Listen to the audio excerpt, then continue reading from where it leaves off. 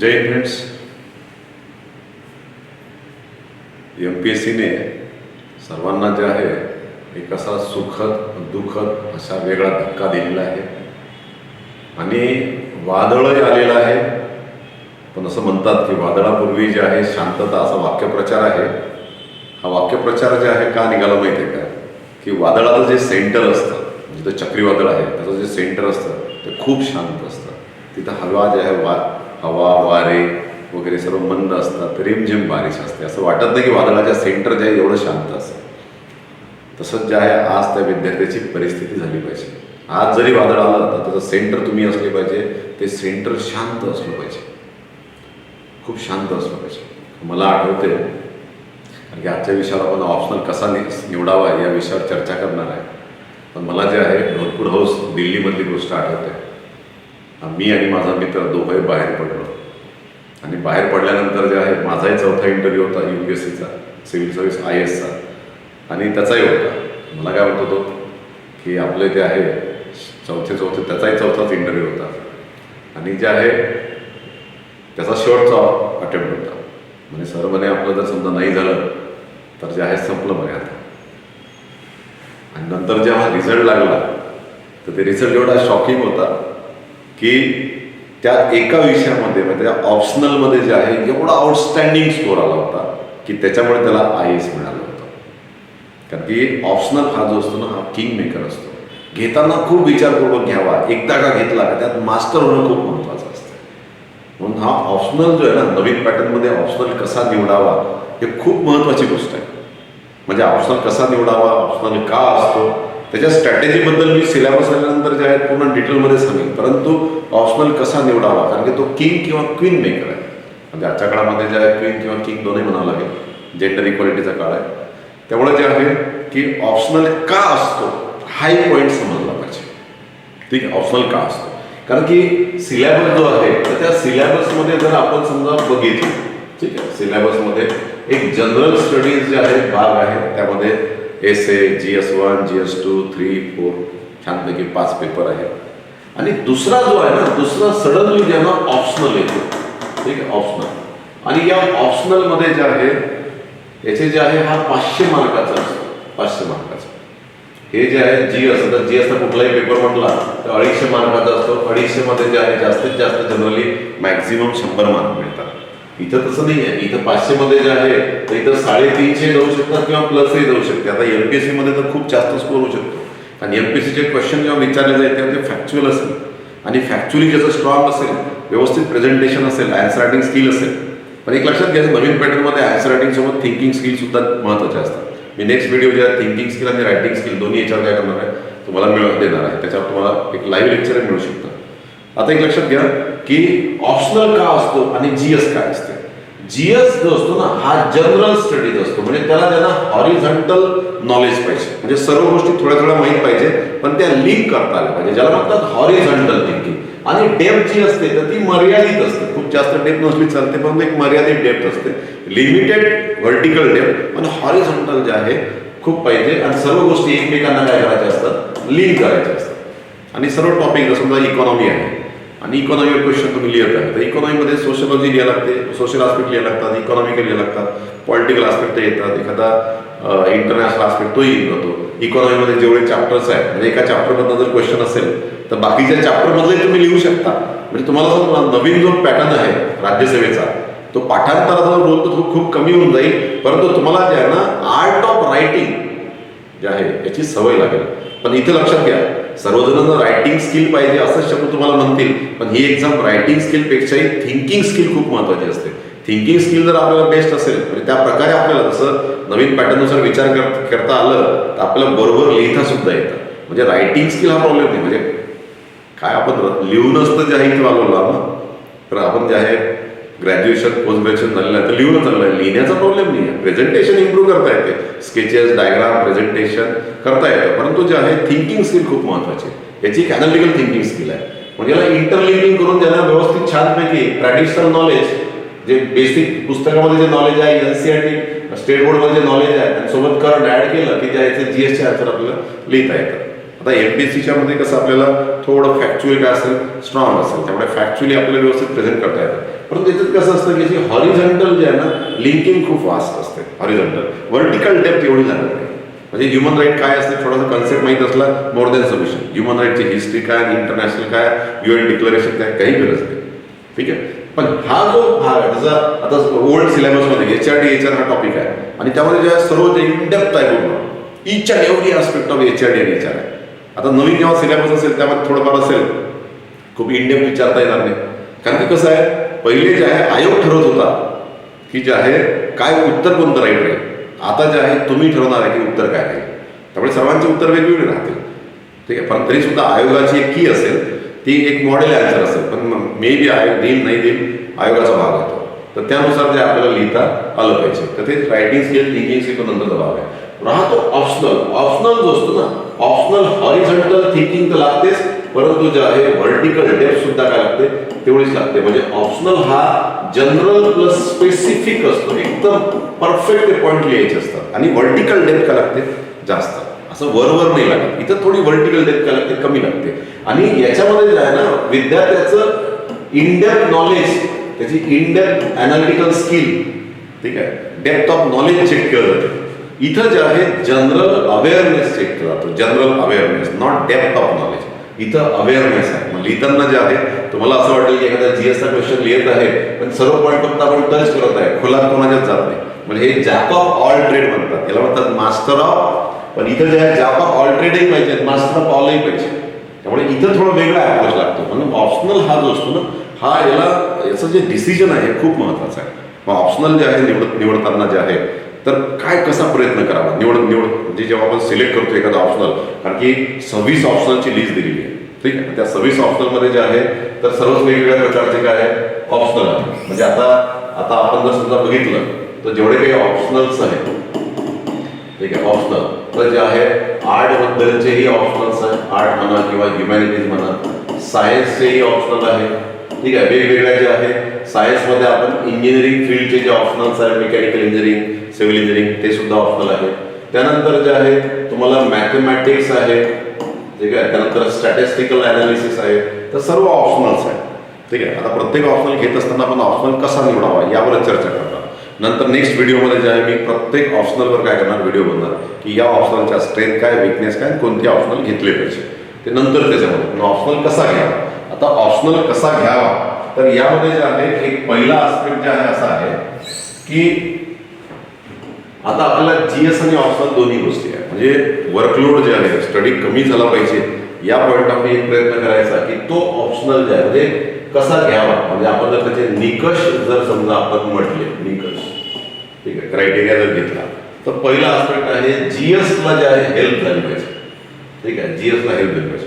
म्हणजे तुम्ही जर समजा पॉलिटिकल सायन्स आहे, पब्लिक ॲडमिनिस्ट्रेशन आहे, जॉग्राफी आहे, हिस्ट्री आहे, त्यानंतर सोशियोलॉजी आहे, ठीक आहे, हे जे ऑप्शनल असे आहे की हे ऑप्शनल तुम्हाला GSला मदत करतात. म्हणजे GSचे तुमचे जे आहे एक पेपर जे आहे 250 मार्काचा एखादा पेपर जर कव्हर होत असेल, समजा तुम्ही भूगोल घेतला तर भूगोलामध्ये GSचा एक पेपर काय होतो कव्हर होऊन जातो. ठीक. त्यामुळे जे आहे 250 मार्काचा जे वर्कलोड आहे ते ते कमी होते.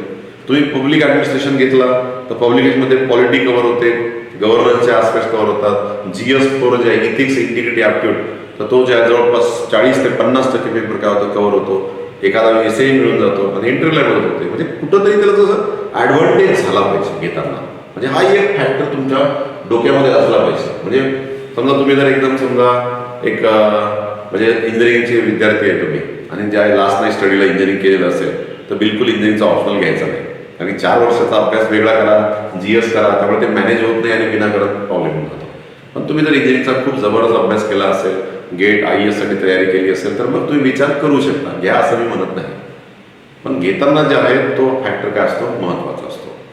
दुसरा फॅक्टर हा महत्त्वाचा असतो की जे आहे तो ऑप्शनल जे आहे त्यामध्ये आहे ना इंटरेस्ट असणं खूप महत्त्वाचं आहे. कारण की कसं आहे ऑप्शनलमध्ये व्हर्टिकल आणि हॉरिझॉन्टल दोन्ही गोष्टी डेप्थ चेक केली जाते. त्यामुळे त्यात थोडासा इंटरेस्ट असला पाहिजे. कारण इंटरेस्ट असला तर कसं डोकं चालते. प्रत्येक माणसाची जी आहे मेमरी जी असते ना तर ती इंटरेस्टवर असते. पेंटरला पेंटिंगमध्ये इंटरेस्ट असते म्हणून जबरदस्त डोकं चालते. ठीक आहे. तेच जर एखादा मॅथमॅटिशियन आहे त्याला आकड्यात इंटरेस्ट असते, आकड्यात डोकं चालते तर त्यांना पेंटिंग नाही काढता येत ना. म्हणून मेमरी प्रत्येकाची वेगळी असते, प्रत्येकाचा इंटरेस्ट त्यानुसार जर तो ऑप्शनल जर घेतला. आता काही लोक असे असतात की त्यांना जे आहे बायोलॉजिकल गोष्टी बिलकुलच आवडत नाही, त्यामुळे ते त्या गोष्टी अवॉइड कराव्या, प्रयत्न असावा. म्हणजे तो नॅचरल सिलेक्शन होणं खूप महत्त्वाचं आहे. म्हणजे जे आहे इंटरेस्ट हा काय महत्त्वाचा आहे. म्हणजे तुमचं ग्रॅज्युएशन ज्या फील्डमध्ये आहे त्या फील्डशी संबंध जर असला, परंतु ते खूप महत्त्वाचं आहे इंटरेस्ट सोबत जे आहे, म्हणजे भावना जेवढ्या महत्त्वाच्या असतात तेवढा जे आहे वास्तविकताही महत्त्वाची असते, बौद्धिक विचार करायला लागतो थोडा. तर जे आहे दुसरा एक भाग आहे स्कोरिंग, त्याचं जे आहे किती मार्क्स ते घेऊ शकते हेही महत्त्वाचं असतं. म्हणजे त्याच्यात आपला स्कोरही वाढला पाहिजे. म्हणजे आपण जे इनपुट देतो, म्हणजे खूप इनपुट देत आहे आणि आउटपुट खूप कमी येतं. आता MPSCत कोणत्या ऑप्शनला किती स्कोर येईल ते काही सांगता येत नाही, ते अजून काय आता पुढच्या वर्षी आपल्याला समजेल. आता प्रॉब्लेम काय माहिती आहे का, GS हा सर्वांसाठी सारखा असतो, ऑप्शनल प्रत्येकाचा वेगवेगळा असतो. मग आता समजा एखाद्या वेळेस जे आहे एखाद्याने जे मराठी वाङ्मय हा ऑप्शनल घेतला, ठीक आहे, मराठी वाङ्मय. दुसऱ्याने जे आहे पब्लिक ऍडमिनिस्ट्रेशन घेतला, तिसऱ्याने जॉग्राफी घेतला, एकाने अँथ्रोपोलॉजी मानववंशशास्त्र घेतला. यापैकी जे आहे मराठीचा पेपर खूप सोपा आला आणि जे आहे 500 पैकी 400 मार्क मिळवले. पबॅटचा जे आहे ॲव्हरेज पेपर आला 350 भेटले. जॉग्राफी खूप कठीण आला 300 आले आणि अँथ्रोपोलॉजी जे आहे तर जे आहे 200 झाले. समजा एक्झाम्पल 200 झाले, खूप टफ पेपर निघाला, ठीक आहे, 200 आले. मग याचा अर्थ असा नाही की अँथ्रोपोलॉजीवाले होणारच नाही सिलेक्ट.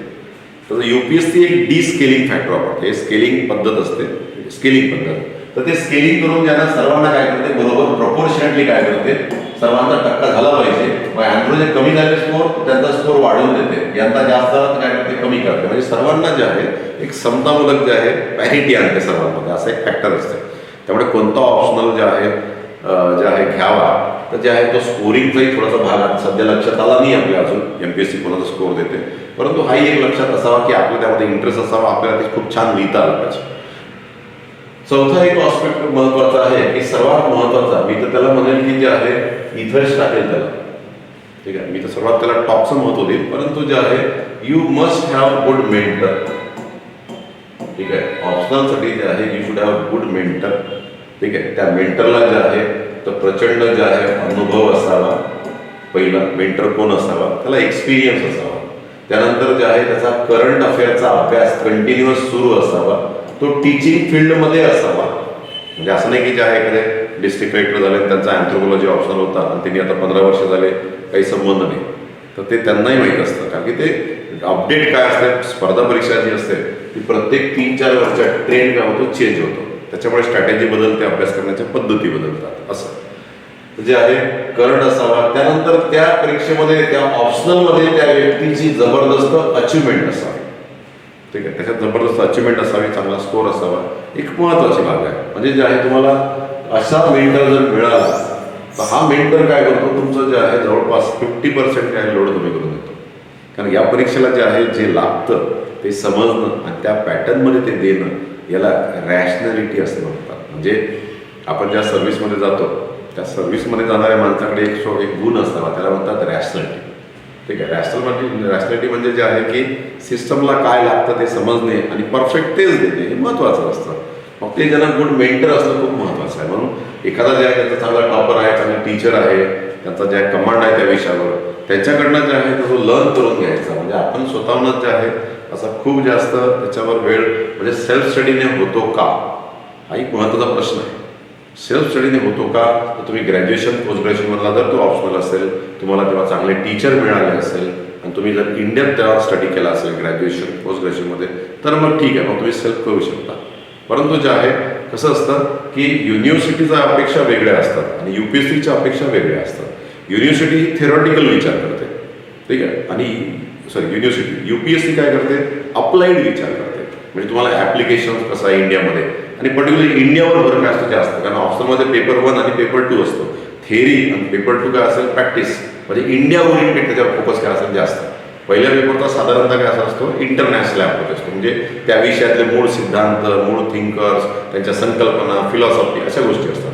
पेपर 2 मध्ये जे असते तो इंडिया ओरिएंटेड, त्याचं ॲप्लिकेशन भारतात कसं असं. म्हणजे सोशियोलॉजी ऑप्शनल आहे. सोशियोलॉजी ऑप्शनलमध्ये जे आहे सध्या जे आहे एखादा गनशॉट इश्यू झाला, कोणता एखादा सोशल इश्यू झाला, समजा मराठल रेप, तर मराठल रेप याला जे आहे क्रिमिनल ऑफेन्स करायला पाहिजे का नाही करायला पाहिजे, तर सोशियोलॉजिकल अँगल जे आहे भारतातला आपल्याला त्याच्यात लिहिता आला पाहिजे असं. म्हणजे त्याला म्हणतात application of current affair and traditional points in India. त्याला इंटरलिंकिंग करून द्यायला लिहिता पाहिजे. म्हणजे त्या मेंटर ज्या असावा म्हणजे तो प्रॉपर तुम्हाला गाईड करू शकतो. आणि आन्सर रायटिंगसाठी खूप महत्त्वाचं आहे. पाचवं सर्वात महत्त्वाचं जे आहे तर मटेरियल जे आहे असलं, आणि मटेरियल जे आहे हे मिनिमम असावं आणि फिक्स असावं आणि बेस्ट असावं. आणि हेच काय करायचं असते, जी जबरदस्त अंडरस्टँडिंग करायची असते. आणि टीप जे आहे त्याच मटेरियलवर पुन्हा पुन्हा एक वेळा दोन वेळा जेवढे वेळ तुम्हाला ब्रेनस्टॉर्मिंग करता तेवढी ब्रेनस्टॉर्मिंग करायची. आणि त्याच्यात जे आहे एक शॉर्ट नोट बनवायच्या आणि शॉर्ट नोट जे आहे एकमेकांना इंटरलिंक करून काय करायचं असते, लिहायचं असते. म्हणजे कसं आहे की जर समजा ऑप्शनमध्ये समजा पहिल्या ऑप्शनमध्ये 12 चॅप्टर आणि दुसऱ्या ऑप्शनमध्ये 13 चॅप्टर, सॉरी पेपर 1 मध्ये 12 पेपर 2 मध्ये 13, तर 25 चॅप्टर आहे. तर तुम्हाला त्या ऑप्शनलच्या सिलेबसमध्ये कुठलाही पॉईंटवर बोट ठेवलं सिलेबसमध्ये, तर त्या सिलेबसमध्ये वर ज्या त्या पॉईंटवर तुम्हाला 12 आणि 13 आणि असे 25 जे आहे पॉईंट तयार करता आले पाहिजे. त्याला म्हणतात इंटरलिंकिंग ऑफ पॉईंटवाली स्किल. तर स्किल ती एकदा डेव्हलप झाली तर म्हणजे ऑप्शनलमध्ये कोणतंही ऑप्शनल घ्या, काही ऑप्शनल असे आहे की त्याला काही प्रॉब्लेम नसतो, पण ऑप्शनलचा सिलेबस जो आहे ना तो तोंडपाठ असावा. म्हणजे ऑप्शनलचा सिलेबस मस्त लॅमिनेट करायचा, एक कॉपी टेबलवर ठेवायची आणि एक कॉपी ऑलवेज सोबत ठेवायची. म्हणजे आपल्याला कंटिन्युअस इंटरलिंकिंग करायची असते, कारण त्याची करंट अफेअरची फाईल म्हणजे फार छान. तर हाही एक भाग काय असा महत्त्वाचा असतो. म्हणजे मटेरियल सुद्धा काय महत्त्वाचं आहे. आणि सर्वात महत्त्वाचं जे आहे यासाठी काय आहे की स्वतःच्या शॉर्ट नोट्स ज्या आहे कोणाच्या मिळत असेल ते घ्यायच्या आणि जे आहे त्याची काय करायची रायटिंग प्रॅक्टिस सुरू करायची. म्हणून ऑप्शनल येताना जे आहे ह्या गोष्टींचा जर थोडासा आपण विचार केला तर आपण जे आयोगाने 26 ऑप्शनलची लिस्ट दिलेली आहे तर त्यापैकी एक ऑप्शनल जे आहे खूप विचारपूर्वक करा घ्यावा. म्हणजे थोडासा वेळ लावावा. आणि सर्वात महत्त्वाचं ऑप्शनल नंतर सिलेक्ट केला ना तर त्या ऑप्शनमध्ये एखाद्या ओपन युनिव्हर्सिटीमध्ये काय करायची ॲडमिशन घेऊन टाकायचं. आणि कुठल्याही ऑप्शनला कसं असतं बेसिक मटेरियल जे आहे ना ओपन युनिव्हर्सिटीचं लागतं. मग आपण काय करायचं PGला ॲडमिशन त्या ऑप्शनमध्ये घेऊन टाकायचं. समजा सोशियोलॉजी ऑप्शन घेतला तर PGला ॲडमिशन घेऊन टाकायची. म्हणजे एक सोबत आपलं काय होतं 2 वर्षात PG तयार होऊन जाते आणि त्यात गोल्ड मेडल मिळू शकते कारण आपण अभ्यास तेवढा करतो.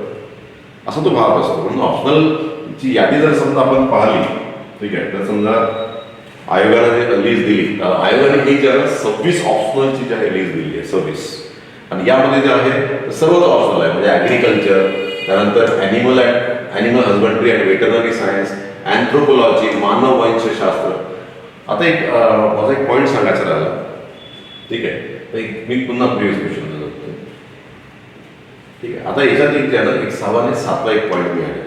एक पॉईंट लक्षात घ्या, विषय जो असतो ना विषय हा विषयामध्ये 2 गोष्टी असतात. एक असते स्टॅटिक पार्ट त्या विषयामध्ये आणि एक असते डायनामिक पार्ट. डायनामिक पार्ट म्हणजे अस्तित्व सारखा बदलत राहतो.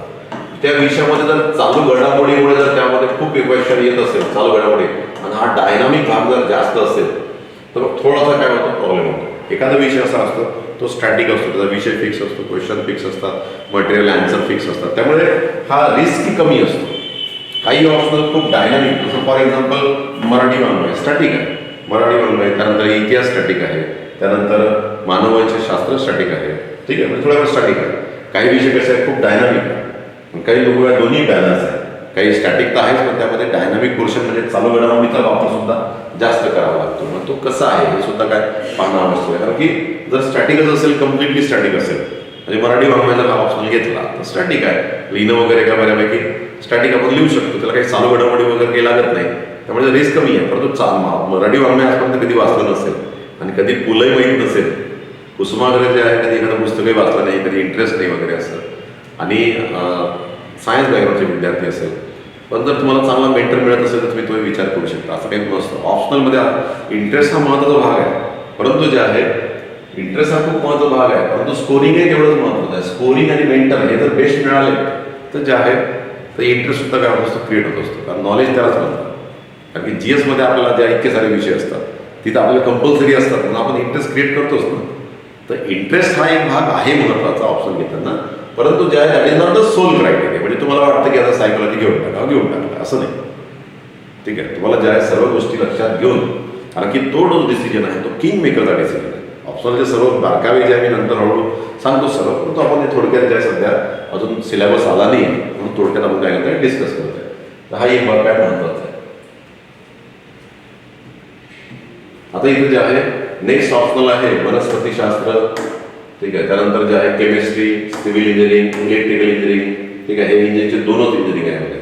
त्यानंतर कॉमर्स अँड अकाउंटन्सी, इकॉनॉमिक्स अर्थशास्त्र, history, geology, geography, law, management, mathematics, philosophy, medical science, mechanical engineering, ठीक आहे. दोन इंजिनिअरिंग होते इथं. इलेक्ट्रिकल, सिव्हिल आणि जे आहे मेकॅनिकल, 3 इंजिनिअरिंग आहे सॉरी.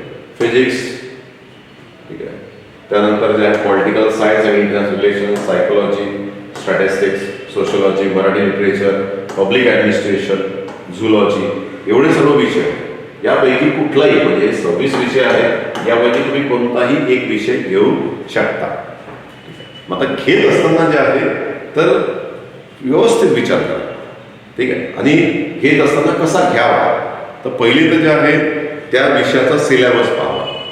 सर्व विषयाचे सिलेबस पाहावे आणि त्या सिलेबसमध्ये त्याचा अर्थ काय आहे, बेसिकली काय आहे त्या विषयामध्ये. तर विकिपीडियावर जे आहे 2-3 पानं वाचून घ्यायचे. What do by anthropology, what do by psychology, what do by zoology, हे वाचून घ्यायचे.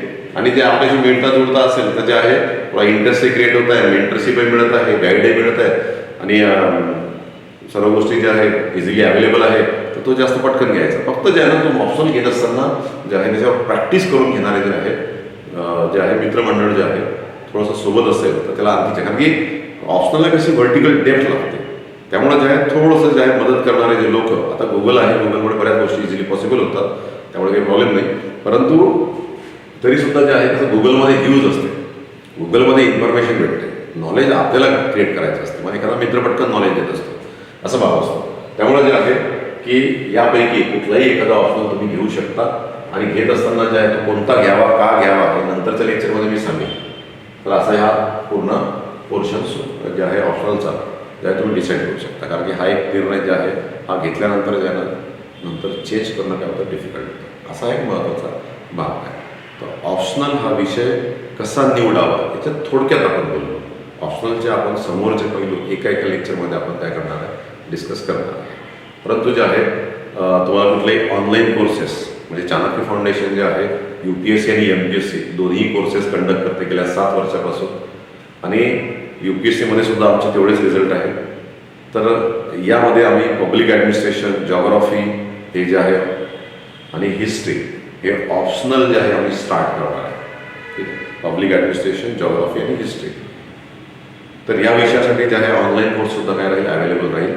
आणि ते जे ऑप्शनल अवेलेबल राहतील ते ऑप्शनल तुम्हाला त्यासाठी चाणक्य फाउंडेशन अमरावती हे ॲप प्ले स्टोरवरून डाउनलोड करायचं आणि त्यामध्ये तुम्ही आम्हाला चॅट बॉक्समध्ये तुमच्या डिमांड जे आहे काय असेल ते तुम्ही आम्हाला जे आहे मेसेज करू शकता. तर अशा प्रकारे जे आहे हा ऑप्शनलचा काय महत्त्वाचा भाग आहे जो सर्वात डिसाइडिंग फॅक्टर असतो. फक्त एक गोष्ट लक्षात घ्यायचे, बरेचसे जे आहे काही ऑप्शनल घ्यायचे असतात, काही घ्यायचे नसतात, ते मी नंतर सांगतोच. जसं फॉर एक्झाम्पल मला सांगितलं की आता एखादा ऑप्शनल जो आहे इंजिनिअरिंग ऑप्शनल आहे, जनरली प्रत्येकाला असं वाटतं की ग्रॅज्युएशन पोस्ट ग्रॅज्युएशनचा ऑप्शनल घेऊन टाकावा. परंतु तुम्ही त्याची किती कमांड आहे हे पाहणं काय आवश्यक आहे. तुम्ही जर खूप डीप स्टडी केला असेल ग्रॅज्युएशन पोस्ट ग्रॅज्युएशनमध्ये then you can opt for that, otherwise avoid it. कारण की बाकीचे ह्युमॅनिटीचे जे ऑप्शनल असतात तर ते 4 महिन्यात तयार होऊन जातात, 2 महिन्यात कमांड येते, म्हणजे 6 महिन्यात एक ऑप्शनल काय होतो, अननोन जरी असेल तरी तयार होतो, अननोन. परंतु ऑप्शनल जे आहे हा किंग मेकर असल्यामुळे जे आहे ना आणि निर्णय असा परफेक्ट असला पाहिजे. त्यामुळे कुठे आणि जर जमलं की GSला जर हेल्प झाली तर तुमचा GSचा एक पेपर काय होतो, तयार होऊन जातो. म्हणजे हा एक भाग काय त्यामध्ये असला पाहिजे. तर नेक्स्ट लेक्चरमध्ये जे आहे आपण ऑप्शनल बद्दलचे जे डिटेल्स आहेत, कुठला ऑप्शनल जे प्लस मायनस, तर ते आपण नेक्स्ट लेक्चरमध्ये काय करू, डिस्कस करू. तर इथे जे आपण कॉमा घेऊ. Thank you very much. जय हिंद, जय भारत.